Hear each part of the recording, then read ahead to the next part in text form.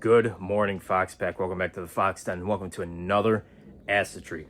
Today we have the Murray carburetor kit for the CB550 that we are going to throw on, and hopefully this thing will finally run properly. I've had this bike for 2.5 weeks now, and it still has not gotten on the road because I just cannot get it to run right. So finally we have those carburetors. We're going to install them, see what happens. Hopefully it works. Let's have a look here. So we have the manifolds that are going to replace these manifolds. Very nice. They have a cool keychain, some hardware, fuel line, and a T-fitting, pod filters, and the carburetors. And these were tested, you can tell, because you can smell the fuel on them. The Mikuni VM34s, genuine Mikunis, the real Mikunis, not knockoffs. So the first thing we got to do is remove these stock intake runners so we can install the Murray 1 and the 2 intake runners. I will say this, we're probably going to have an issue with this throttle cable because I did not get the quick turn throttle tube. So there's probably going to be a lot of slop in this. I'm not sure yet. We'll see. If so, we're going to have to get the quick turn throttle tube, which is cheap, but yeah, we'll see. Right now I just want this thing to run right, so we're gonna take a 10mm socket or whatever, and we're gonna start undoing these. Just know if you go to do this install, make sure that your carburetors came with O-rings. You can see it came with O-rings, and I didn't know it came with O-rings until I got them, because they weren't listed in the parts list. So I had actually got O-rings for this bike separate, and I didn't need to. So you can see these little nuts on each one of these runners. There's quite a few of them, so I'm gonna remove these and I'll show you guys what it looks like. So I got the first runner off, and you can see, look at these O-rings. Look how flat they are. So I'm wondering if that was maybe a contributor to this thing not running correctly. But it very well could be. I mean, that's terrible. We're gonna clean this off too, so we have a clean surface. So I'm gonna remove that side now. All right, so we got the runners off. Now I'm gonna start installing these Murray runners. So the way I just realized you can tell where these go is you'll notice, you see how the studs are kind of offset. So you notice on the manifold, you can see the holes are offset from the center. So this goes on the other side because these studs do not line up, and the carburetor would be pointing outward. You want it pointing inward. So this is the one we want to use, and we'll just give it a little test fit right here. Beautiful. Oh man, that looks awesome. So we're gonna put these O-rings in and then attach it with the provided hardware, which I've already lost. So I will find that, show you guys what it looks like. Just for the record, we are gonna film like more actual wrenching on the stuff in the future. Just right now it's just hard. I did order a tripod for this, so we are going to be able to do stuff like that. So for now it's just kind of me just putting stuff on, showing it, putting the next thing on, showing it. But in the future, we will get more wrenching on video. So, yeah. But we got this manifold going on. We just got to tighten these nuts down with a 10mm wrench. Socket's not going to get in there. And then we can move on to the other one. So, all right, guys, we got the runners on. It took a while, probably about a half hour, because these nuts kept hitting the welds, and no matter how much I tried to adjust these and get them, you know, is more lined up, they really just, every single nut pretty much hit these welds. So if there was one thing I would say that should be addressed, it wasn't that big of a deal. It just was annoying. It made it take longer, you know, like a little bit at a time, kind of jamming it in. But they're on and they're solid and it looks awesome. So now we're gonna take our carburetors and install those, if I could pay attention to what I'm filming.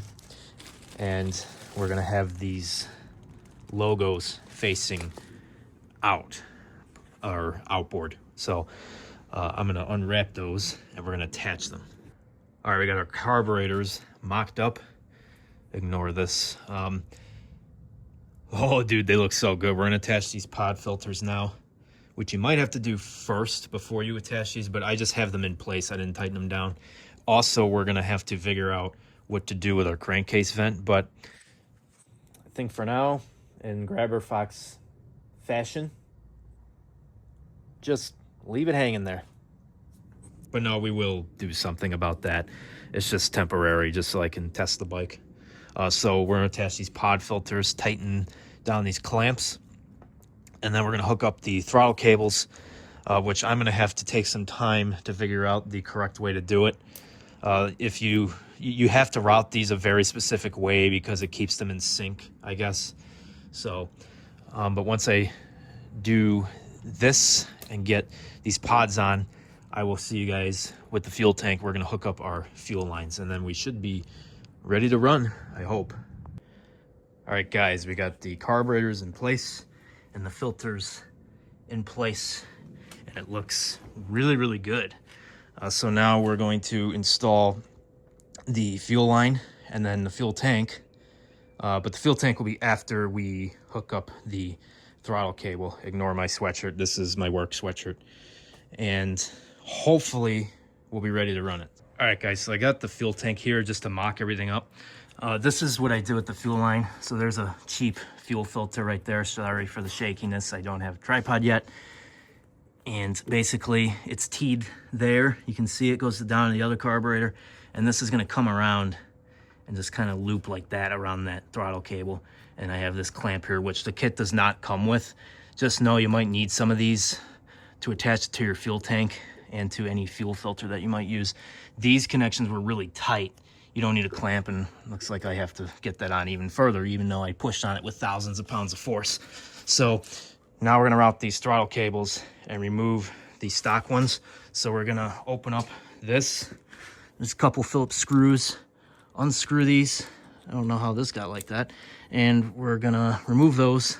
And then this kit just has the one throttle cable. We have to route it a very specific way, which I'm gonna try to do. It just kind of tells you in the instructions. There's no pictures or anything, so, and I can't find them online, not for this bike. So we're gonna probably be troubleshooting that, I would imagine, especially with the not having the quick turn throttle tube. So go ahead and do that, and I'll show you guys when it's done. All right, so here's a look after you take those two screws out on the bottom.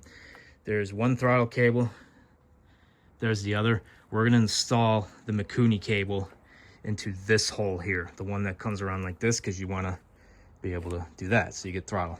So we're gonna remove those and unscrew them from here like I showed you, and then figure out the routing of this cable, which I will have to show you guys after I get it working, because I want to make sure it's right before I show you. So as I feared, our throttle adjustment is all the way out on both ends, and you can see all that slop in the throttle. I was afraid of that. So we are going to have to get the quick turn throttle tube to fix that. Unfortunately, if I had to complain about this kit, it really should specify that you're going to have that slop in the throttle if you don't get the quick turn tube. Still see how the bike runs. We'll at least get to do that. And I have to go to work in about 20 minutes as per usual. So let me try to get this button back up so we can try and run this thing. All right, we got this back together. The good news is we do get full throttle. Man, you really got to turn that thing, and it does return to idle. You can hear it. So it's not the end of the world. It's just annoying. They should include like a shorter throttle cable for that if you don't want to do that. Throw the fuel tank on, throw the seat on with no bolts. Typical. And we'll try to start it. I have to leave for work in about 15 minutes. All right, time for the moment of truth. Let's turn our fuel on. I put some fuel in, and we should see some flow. Not the best angle for that fuel line, I must say, but I'll see if I can address that later. I'm sure I'm going to be in here adjusting these throttle cables and whatnot. See if it starts. Now, if it does start, it's going to idle high because when the chokes are on, it has a high idle circuit. It's a neutral. I'm shaking. Here we go. Uh-oh! Started right up. Holy crap.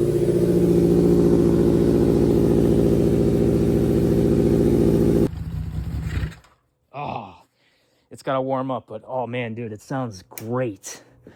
Let me get it warmed up for you guys, and then I'll show you it running. All right, boys, so she's warmed up. I took it down the road a couple times.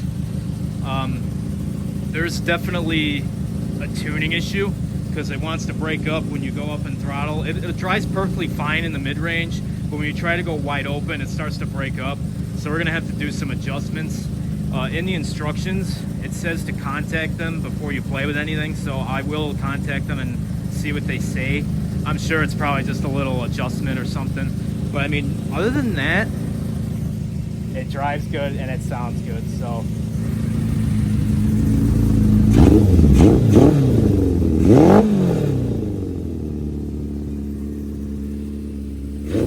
you kind of have to snap the throttle to get it back down to idle because of the way that is.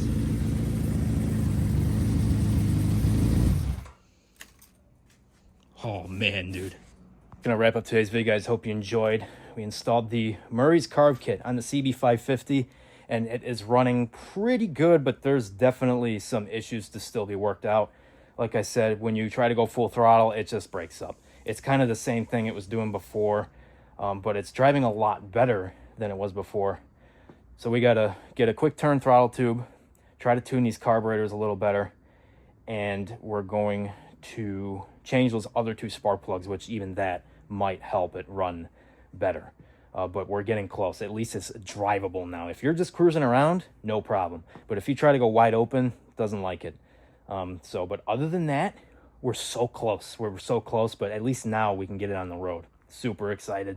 Don't forget to subscribe, join the Fox Pack today, hit the bell notifications to be notified when we do something stupid. Follow our pages on Instagram at GrabberFox Off-Road. Follow the Mustang page at GrabberFox50. Follow us on TikTok at GrabberFox Off-Road. I have to get to work, so got to end this quick. Remember, ladies, just sort of stay stopped, and it's only legal if you get caught. Stay foxy.